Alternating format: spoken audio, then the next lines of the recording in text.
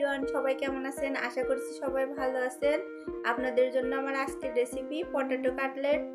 এই কাটলেটটি খেতে কিন্তু অনেক মজা, অবশ্যই আপনারা বাসাতে ট্রাই করবেন। তাহলে চলুন কিভাবে তৈরি করছি আপনাদেরকে দেখিয়ে দিই।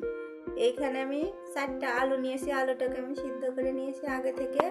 এখন আমি আলুগুলোকে হাত দিয়ে একটু ম্যাশ করে নেব।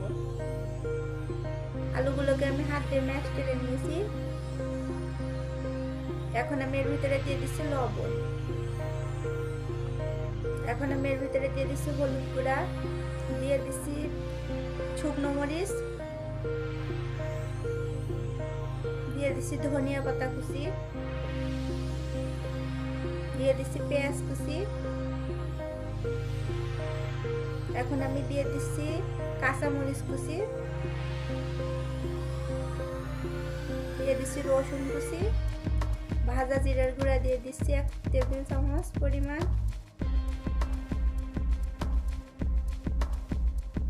দিয়ে দিচ্ছি চাউলের গুঁড়া 4-5 টেবিল চামচ পরিমাণ, দিয়ে এটাকে আমি হাত দিয়ে খুব ভালোভাবে মেখে নেব।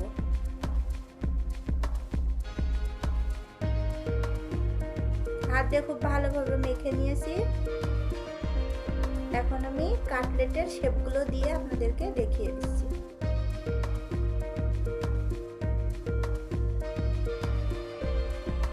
অবশ্যই ট্রাই করবেন, এটা যেন কোনো ফাটল না থাকে। হাত দিয়ে এভাবে ঘুরিয়ে ঘুরিয়ে তারপরে শেপটা দেওয়ার চেষ্টা করবেন। ফাটল থাকলে ভাজার সময় কিন্তু কাটলেটটা ভেঙে যেতে পারে। দেখুন তৈরি হয়ে গেছে একটা কাটলেট।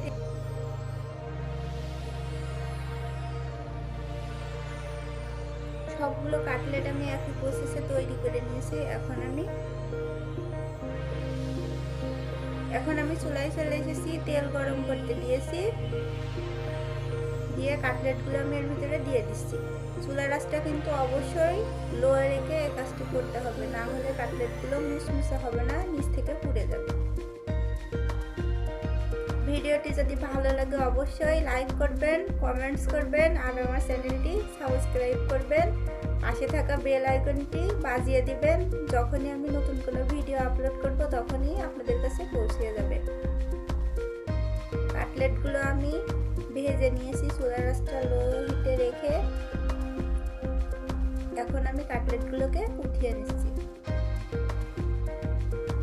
দেখুন পরিবেশন করে আপনাদেরকে দেখিয়ে দিলাম দেখতে কতটা লোভনীয় লাগছে। অবশ্যই আপনারা বাসাতে ট্রাই করবেন।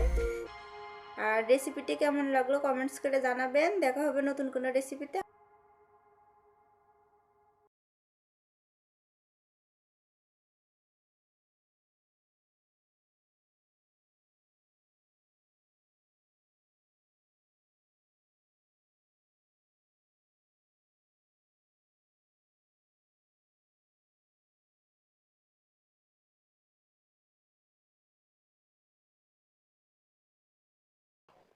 আল্লাহ হাফেজ।